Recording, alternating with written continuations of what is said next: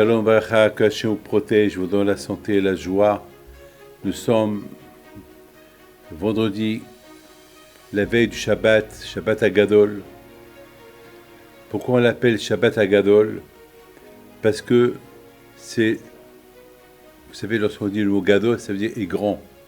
Alors c'est quoi la grandeur du Shabbat Hagadol? J'ai beaucoup réfléchi, parce que chaque année j'essaie de trouver une réponse. Chaque année j'essaie de trouver une raison. Et finalement, j'ai réfléchi que lorsque nos sages, ils appellent ce Shabbat-là le Shabbat Hagadol, parce qu'il y a eu beaucoup de raisons, ce Shabbat-là en Égypte. L'une des raisons qu'on peut expliquer, c'était le dernier Shabbat qu'ils ont passé en Égypte. Ça veut dire que c'est le dernier Shabbat qu'ils ont passé en Égypte et qu'à partir de là, ils vont être libres de faire ce qu'ils veulent. Parce qu'il y a une grande différence lorsque on est chez nous ou lorsqu'on n'est pas chez nous. Les Juifs en Égypte, ils n'étaient pas chez eux. Donc vous savez que le Shabbat, c'est un jour de fête, un jour de joie, un jour de repos.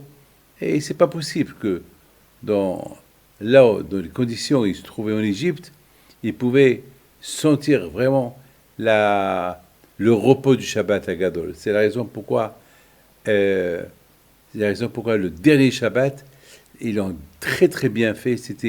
Ils savaient qu'ils allaient être libérés, ils étaient convaincus, donc on l'a appelé Shabbat Hagadol. Je voudrais vous raconter une histoire sur Shabbat Hagadol. Vous savez que mon père, Zichrono Libracha, pour lui, la fête de Pessah était importante. Et il m'a envoyé, lorsqu'il est venu s'installer en Israël, il avait l'habitude vous savez, au Maroc, de manger l'agneau, les truffes et l'agneau. Et lorsqu'il est venu en Israël, la première année, il a dit à ma mère, ça veut dire, au Maroc, manger l'agneau et les truffes. Elle lui dit, où je vais trouver l'agneau, où je vais les trouver les truffes. Mon père, la vache Shalom, il dit, les truffes, c'est pas la peine, on n'a pas besoin. Mais l'agneau, c'est pas possible, on va pas manger l'agneau cuit, parce qu'on n'a pas le droit on n'a pas le droit de, comment ça s'appelle, vous savez, une coutume, c'est une coutume. Vous savez, chez nous, au Maroc, la coutume, c'est, même chez les Tunisiens, chez les Algériens, la coutume, c'est la coutume. Et mon père, la Shalom, me dit, David, tu vas aller à Ramleh. Ramleh, c'est à côté de l'Aude. Là-bas, il y a là-bas des bouchers. Et là-bas, tu cherches, tu marches, et tu vas à l'endroit où il y a les boucheries, et que tu marches, peut-être quelqu'un, il va t'appeler, et celui qui t'appelle, tu lui dis de ma part, Rabbi Moshe Pinto, il cherche de l'agneau. Alors, j'ai trouvé ça bizarre. Vous savez, vous avez compris. J'ai jamais été à Ramleh. Et à l'époque, pour aller à Ramleh, il fallait prendre 3 bus. Il fallait partir de Ashdod, Rehovot, je sais pas, on s'arrêtait quelque part. Après, et vous savez, c'était pas facile. Mon père, c'est mon père. Je devais l'écouter et je suis parti. Pour moi, c'était la première fois dans ma vie que je vais à Ramleh. Donc, je suis parti à Ramleh et j'ai cherché à gauche et à droite où il y a les boucheries cachères.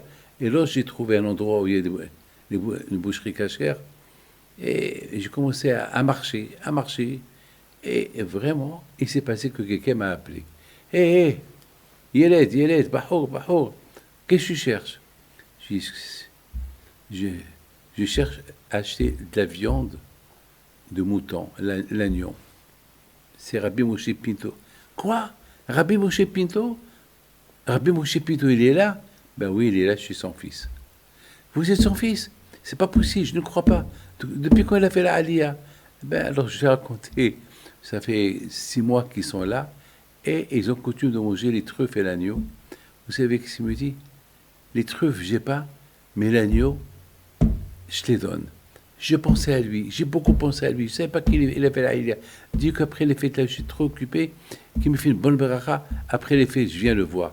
Et il me dit, tu attends une petite demi-heure, je te prépare un bon paquet de viande de l'agneau.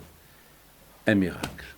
C'était, pour moi, c'est quelque chose que j'ai vécu un miracle avec mon père. Je retourne à Ashdod avec, bien sûr, ça m'a pris beaucoup de temps. Et mon père a fait un sourire. Il a dit, alors, il a pas des truffes, mais il a l'agneau. J'ai dit, oui, papa. Et comment tu sais tout? Il m'a dit, ah. Il m'a pas répondu. Tout ce qu'il pouvait dire, c'est Shabbat Agadol. Par le mérite de Shabbat Agadol, les portes des miracles qui sont. Mes amis, écoutez bien. Shabbat Agadol, c'est le jour que chacun peut faire des prières. Voilà, je vous le dis. Les prières, les prières. Ne passez pas Shabbat Agadol au lit. Shabbat Agadol, c'est le Shabbat des miracles. Je vous donne la parole d'honneur. C'est le Shabbat qui peut nous apporter Mashiach. Pas le Shabbat, mais après.